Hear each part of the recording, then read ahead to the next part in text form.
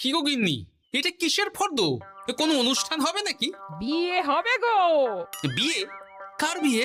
ভগবান শিবের সাথে দেবী পার্বতীর বিয়ে। সামনে শিবরাত্রি, মনে নেই? হ্যাঁ, তা মনে আছে, কিন্তু এই ফর্দটা কি জন্য গিন্নি? আমি শিবরাত্রির দিন বিকেলে বাবার মাথায় দুধ ঢালতে যাব, তাই তোমাকে আগে থেকে লিখে দিলাম কি কি লাগবে। সব আগে আগে নিয়ে আসবে। হ্যাঁ, দেখি কি লেখা আছে। দুধ 1 সের, গঙ্গা জল, নারকেল, ঘি, মধু, দই, সন্দেশ, রসগোল্লা, আকন্দ ফুলের মালা, ধূপ, মোমবাতি, 108টা বেলপাতা, ধূত্র ফুল, নীলকণ্ঠ ফুল, লাল পাড় সাদা পাটের শাড়ি। ওরে বাবা, এত কিছু! হুম, এখন ওরে বাবারে মারে কিছু চলবে না, চলবে না। আর আগে থেকে লিখে দিয়েছি, আমি কোনো বায়না শুনবো না। হ্যাঁ, যদি না নিয়ে আসো তাহলে কিন্তু চলে যাব। হ্যাঁ, বলি, শিবরাত্রির দিন তো মেয়েরা বাবার মাথায় দুধ জল ঢালে বাবার মতন স্বামীর কামনায়। তা আমি তোমার স্বামী তো উপস্থিত, তাই এত কিছু। তোমার মঙ্গল কামনায় গো। তুমি আর বাড়তি কথা বলবে না, যা বলেছি সেদিন নিয়ে আসবে। হ্যাঁ, বেশ বেশ, ঠিক আছে বাবা, ঠিক আছে। তাহলে আমি এখনই যাই, সব দোকানে দোকানে বায়না করে আসি। সেদিন তো এইসব জিনিসের চাহিদা তুঙ্গে থাকে। হ্যাঁ, তা যাও, সেটাই বুদ্ধিমানের কাজ হবে। হ্যাঁ,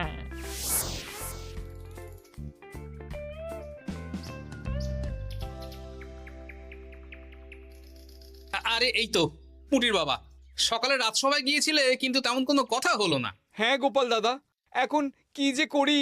ঠিক আছে ঠিক আছে, আমি দেখছি কি ব্যবস্থা করা যায়, বুঝলে। ঠিক আছে গোপাল দাদা, একটু দেখো, বুঝতেই তো পারছো অভাবের সংসার। হ্যাঁ হ্যাঁ, কোনো চিন্তা করো না।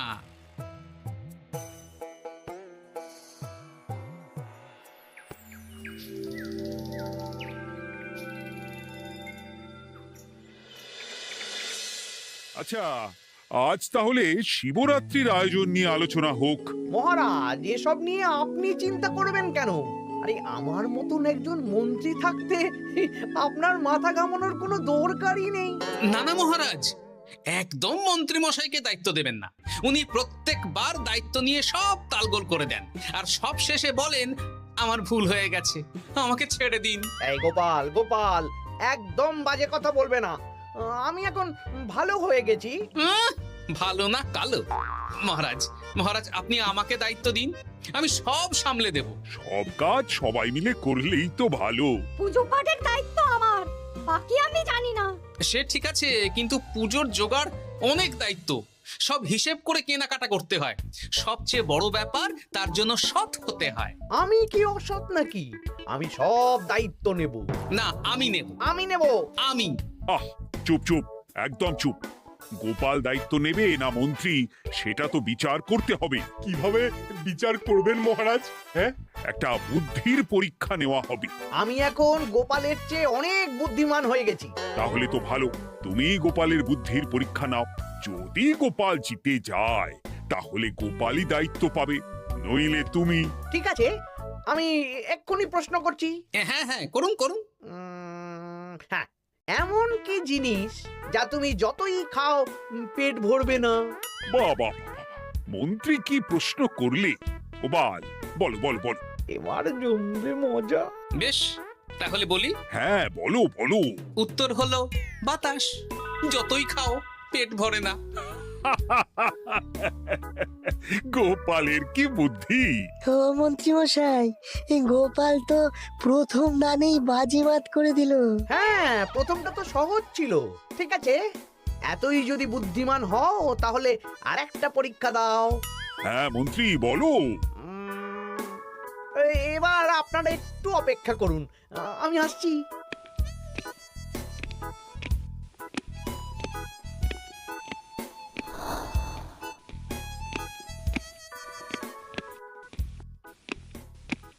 এই তো মন্ত্রী এসে গেছে, আবার হাতে একটা খাঁচা।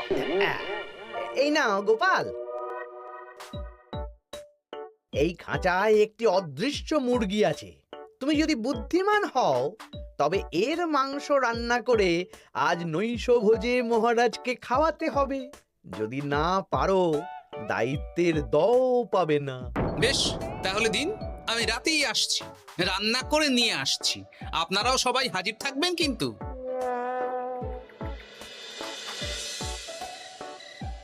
এই সেরেছে, গোপাল যে এখনো এলো না।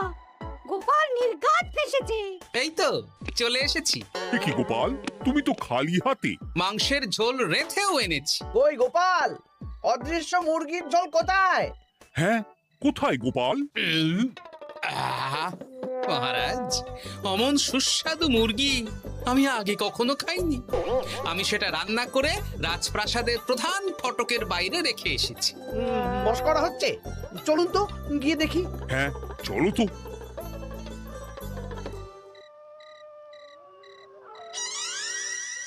এ কি, এখানে তো কিছুই নেই, আমি তো দেখতে পাচ্ছি না। কই, আমরা তো কেউ কিছু দেখতেই পাচ্ছি না। কোথায় কোথায় মাংসের ঝোল? আরে মন্ত্রী মশাই, অদৃশ্য মুরগি রান্না করলে ঝোলটাও তো অদৃশ্যই হবে। আপনি দেখতে পাচ্ছেন না, মানে আপনার মনে পাপ আছে, নইলে আপনার চোখের সমস্যা।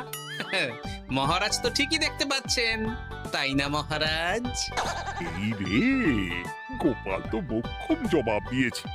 হ্যাঁ হ্যাঁ, চমৎকার ঘ্রাণ বেরোচ্ছে। মন্ত্রী, তুমি দেখতে পাচ্ছ না কেন? ইয়ে না মানে ঠিক আছে, ঠিক আছে, পাচ্ছি, দেখতে পাচ্ছি। একটু ঝাপসা লাগছে, মনে হয় চোখ দেখাতে হবে। তার মানে গোপাল তো মন্ত্রী মশাইকে পর দুবার হারালো। আর একটা সুযোগ দিন মহারাজ, শেষ সুযোগ। বেশ, দিলাম। গোপালের কিন্তু বিশাল বুদ্ধি। মন্ত্রী, দেখো তো তুমি পারো কিনা, আর এটাই শেষ সুযোগ। মহারাজ, গোপাল যদি এতই বুদ্ধিমান হয়, তবে ও কি বলতে পারবে কাল ভোরে আমার মনে প্রথম কোন চিন্তাটা আসবে? এটা তো খুবই সহজ কথা। কাল ভোরে আপনার মনে প্রথম চিন্তা আসবে মহারাজ যেন দীর্ঘজীবী হন এবং রাজ্যের উন্নতি হোক। এই সেরেছে, এবার তো মহা ফাপড়ে পড়লাম। আমি যদি বলি না, এটা আমার চিন্তা ছিল না, তবে মহারাজের কাছে গর্দান যাবে। আর যদি বলি হ্যাঁ, তবে গোপালের বুদ্ধির কাছে আমাকে হার মানতে হবে। কি মন্ত্রী, বলো। হ্যাঁ, ঠিক বলেছ গোপাল, এটাই আমার চিন্তা ছিল। সাবাস গোপাল, সাবাস, কি তীক্ষ্ণ বুদ্ধি। তাহলে এই বুদ্ধির পরীক্ষায় বিজয়ী হলো গোপাল। জয় গোপালের জয়। তাহলে শিবরাত্রির পুজোর আয়োজনের দায়িত্ব এবার গোপালের। আমার আর কোনো চিন্তা রইল না। মহারাজ, গোপাল তো সব দায়িত্বই পেল, আমাকেও কিছু একটা দায়িত্ব দিন। আমিও একটা ঈশ্বরের সেবা করার সুযোগ চাই। আহ, তুমি তো হেরে গেলে। তাতে কি, ভালো কাজ করতে চাইছি, একটু সুযোগ দিন মহারাজ। বেশ, তাহলে তুমি গ্রামবাসীদের ভোগ প্রসাদ খাওয়ানোর দায়িত্বটা নাও। ধন্যবাদ মহারাজ। হ্যাঁ মন্ত্রী, মিলেমিশে কাজ করো, কিন্তু ঝামেলা করো না। না না, আমি সুষ্ঠুভাবে পালন করব। ঠিক আছে মন্ত্রী মশাই, তাহলে ওইটুকুই করুক, কিন্তু আমার কাজে কোনো বাধা দিতে আসবেন না। না না না, তোমার কাজে কোনো বাধা আসবে না। আমি ভোগ প্রসাদ বিতরণ, খাওয়া দাওয়া, এই সব ব্যাপারটা দেখব।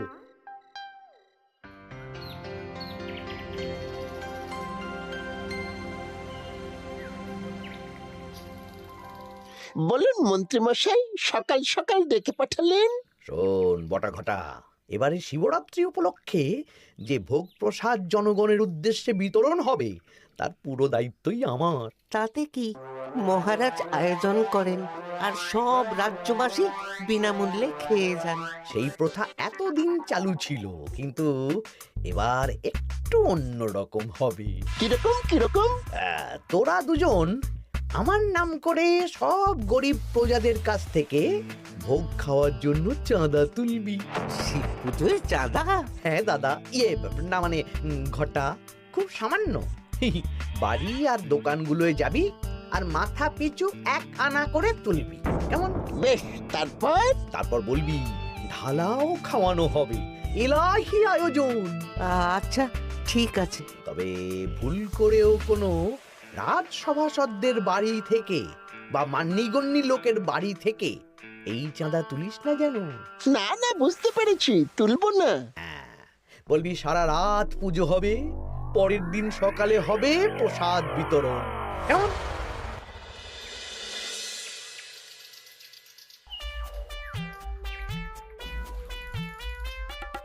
বলা, এবারে শিবরাত্রি উপলক্ষে যে পূজা হবে তার ভোগ প্রসাদ খাবে তো? হ্যাঁ হ্যাঁ, হ্যাঁ, নিশ্চয়ই নিশ্চয়ই। এবারে সব দায়িত্ব মন্ত্রী মশাইয়ের, এলাহি আয়োজন। তা তোমাদের বাড়িতে কতজন সদস্য? আমি আর আমার গিন্নি দুজন। তাহলে দুয়ানা দাও, এক আনা করে দুজন। আবার অর্থ দিতে হচ্ছে? হ্যাঁ, এলাহি আয়োজন, তাই এই সামান্য অনুদান। আচ্ছা বেশ, এই নাও দুয়ানা। চিন্তা করো না ভোলা, এমন খাওয়ানো হবে না। রাতের বেলা শিব পুজো আর পরের দিন সকালে জীব পুজো।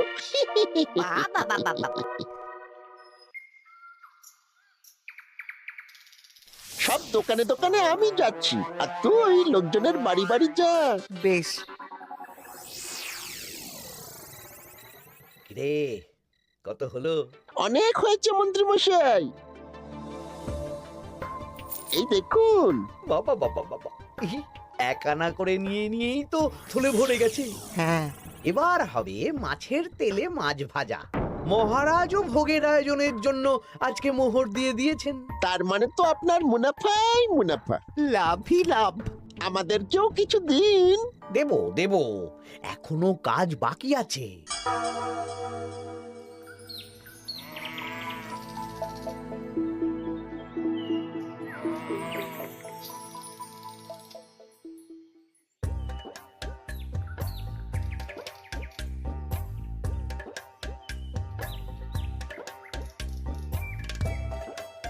আরে আরে গোপাল দাদা যে, এত কিছু কি নিয়ে যাচ্ছ? এই তো শিবরাত্রির পুজো উপলক্ষে দশকর্মার বাজার রাজবাড়ি নিয়ে যাচ্ছি। এবারে তো এলাহি ভোগের আয়োজন। রাতের বেলা শিব পুজো আর পরের দিন সকালে নাকি জীব পুজো। মন্ত্রী মশাই দায়িত্ব নিয়ে খাওয়াচ্ছেন। না, খাওয়ার আয়োজন তো এমন কিছু নয়। আমি যতদূর জানি ওই খিচুড়ি, আলুর দম, ছেঁচড়া, পায়েস, চাটনি আর একটা করে মিষ্টি। আর যতদূর জানি এই ভোগ খাবার জন্য সব গ্রামবাসী থেকে মাথা পিছু এক আনা করে নিয়েছেন। হ্যাঁ, ভোগের প্রসাদ তো বিনামূল্যে। মন্ত্রীমশাই এক আনা করে মাথা পিছু নিয়েছেন? হ্যাঁ গো, এরকম তো কথা ছিল না। আচ্ছা, আমি দেখছি কি করা যায়। আমি দেখছি।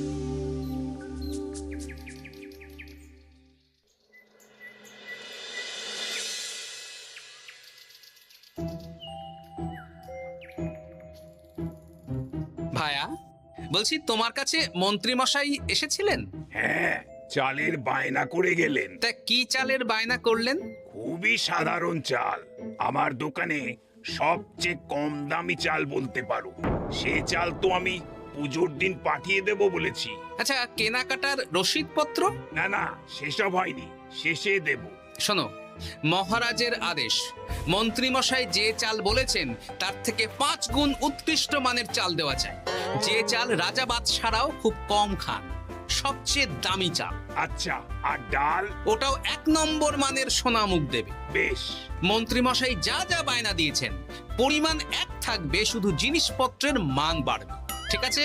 আচ্ছা, ঠিক আছে। আর একথা মন্ত্রীমশাইকে জানানোর দরকার নেই, শুধু মোহরটা ওনার কাছ থেকে আদায় করে নিন। যেদিন খাওয়ানো হবে সেদিন বিকেলে যাবে, মানে শিবরাত্রির পরের দিন বিকেল। বেশ।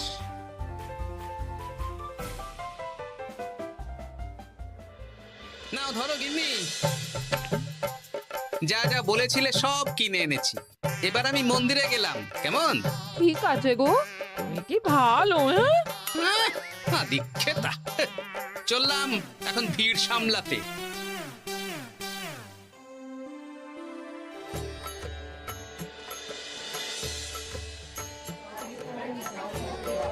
একটু সারিবদ্ধভাবে দাঁড়ান, আপনারও সুযোগ আসবে। বাবা কাউকে ফিরিয়ে দেবে না। দেখো মন্ত্রী, দেখো গোপাল কি সুন্দর ভিড় সামলাচ্ছে। ওকে তো এই জন্যই দায়িত্ব দেওয়া। হ্যাঁ, তাই তো দেখছি। ওম নমঃ শিবায়। হে ভোলানাথ, দেবাদিদেব মহাদেব সকলের কল্যাণ করুন। জয় দেবাদিদেব মহাদেবের জয়। হে ভোলেনাথ মহেশ্বর, মঙ্গল করো বাবা। জয় বাবা ভোলাদেব মহেশ্বরের জয়। তা তোমার শরীর এখন কেমন? এই তো বেশ ভালো আছি। সবই তোমার জন্য। তুমি না সাহায্য করলে ওই ওষুধ আমার পেটেই পড়তো না। না না, আমি তো নিমিত্ত মাত্র, সবই মহাদেবের ইচ্ছে। জয় বাবা মহাদেবের জয়। চলি গো। কাল ভোগ খেতে তাড়াতাড়ি চলে এসো।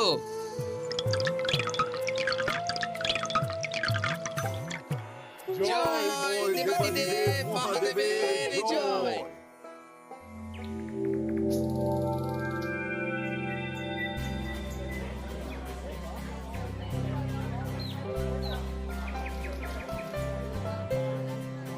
সত্যি মন্ত্রী মশাইয়ের ভোগের প্রসাদ পেয়ে মনটা ভরে গেল।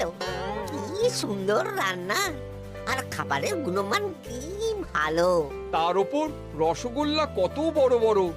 এত বড় রসগোল্লা খাওয়া তো দূর, বাবার জন্মে চোখেও দেখিনি।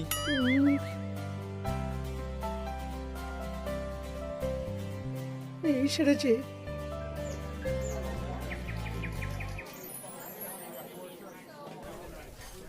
এই যে পাচক ঠাকুর, শোনো। বলুন মন্ত্রী মশাই, আজ আমি খুব খুশি। কেন? আপনি মহান। কেন? মানে আপনি যে চাল পাঠিয়েছেন সে চালে রান্না করা আমার স্বপ্ন ছিল। কি গন্ধ, কি গুণমান, রাজা বাদশাদের চাল বলে কথা। আমি তো খুব সাধারণ মানের চাল দিতে বলেছিলাম, 30 আনা সের মূল্যের চাল। কেন, নবাব বাদশাদের ঘরে এই চালটা থাকে। তাই?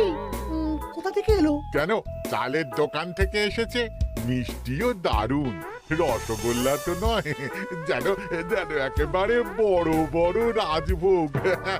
কি আকার, কি গুণমান, কি স্বাদ। আহা, দেখুন দেখুন দেখুন। বাবা, ভোলা এত বড় রসগোল্লা দিয়েছে। ঠিক আছে, যা হচ্ছে হতে দে। আমি তো চিন্তায় পড়ে গেছি।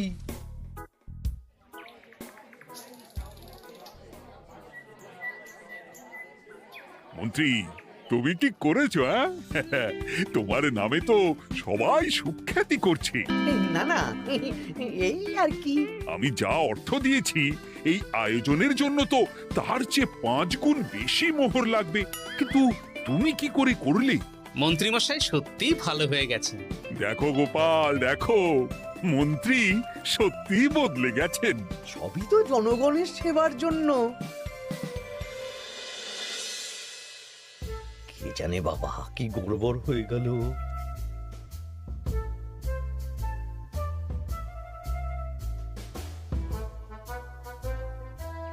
মন্ত্রী মশাই, বকেয়া পাওনা নিতে এলাম। আপনার মোট হয়েছে চালের 350 মোহর, মুগ ডালের 250 মোহর, আর মশলাপাতি 100 মোহর। হ্যাঁ, বলো কি? মন্ত্রী মশাই, ওই আপনার মোট বকেয়া 300 মোহর। আর আমার এই 150 মোহর। হ্যাঁ, চলুন মহারাজ, একটু মন্ত্রীমশাইয়ের বাড়ির দিকে ঢু মেরে আসি। চল। চলুন, ওনাকে গিয়ে ধন্যবাদ জানিয়ে আসি। এই না না না, আরে আরে আমি কি করে দেব? আমি কি চন্দ্রমুখী আলু দিতে বলেছিলাম? আমি কি করে দেব? না না, ও আপনাকে দিতেই হবে। হ্যাঁ, কি বলছো মন্ত্রী? তুমি এত ভালো কাজ করেছো, এত বড় মুখ করে সকালে বললে যে সবই জনগণের সেবার জন্য। আরে আমি কিভাবে জানবো যে এত খরচ হয়ে যাবে? কেন মন্ত্রীমশাই, আপনি তো গ্রামবাসীদের থেকে অর্থ নিয়েছেন, মাথা পিছু 1 আনা করে। হ্যাঁ, মানে এই সব তো কথা ছিল না। এই সেরেছে, গোপাল কি করে জেনে গেল? এসব কথা কি আর চাপা থাকে? আর সেই জন্যই তো আপনি ভালো মানের খাবার খাইয়েছেন। সত্যি তো, যে মানের খাবার খাওয়ানো হয়েছে তা কৃষ্ণনগর কেন, আশেপাশের কয়েকটা নগরের লোকও এই জিনিস চোখে দেখেনি, আর তাই তুমি অর্থ আদায় করেছো। না মানে, আমি বুঝতে পারছি না, আমার অনুমতি ছাড়া এগুলো হলো কি করে? মন্ত্রী মশাই, বকেয়া পাওনা দিন, নইলে খারাপ হয়ে যাবে বলে দিচ্ছি। হয়ে গেল, আমি ভিখারি হয়ে গেলাম। অগিন্নি, মোহরের থলেগুলো নিয়ে এসো, গয়নাগাটি নিয়ে এসো। আমাকে পথে বসিয়ে দিল। কে কে আমার এত বড় সর্বনাশ করলো? আমি মন্ত্রী মশাই, আমি। আপনি যখন চাঁদা তুলে ভালো খাওয়াতে চাইছেন, তাই সবচেয়ে ভালো খাওয়ানোর ব্যবস্থা করে দিলাম, তাও আবার আপনার ঘাড় ভেঙে। আমার